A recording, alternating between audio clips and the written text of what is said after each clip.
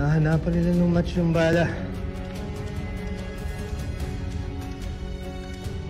Parte din siya nung San Isidro Bank robbery.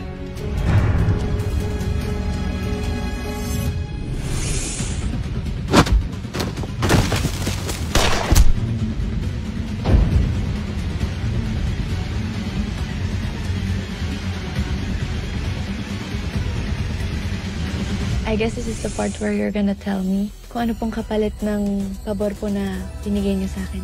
Vision Noble, ako yung main entrance. Muli lahat ang pangalan, lahat ng lumabas at pumasok sa hospital for the last 24 hours. Garcia, check mo lahat ng CCTV footages for the last 24 hours.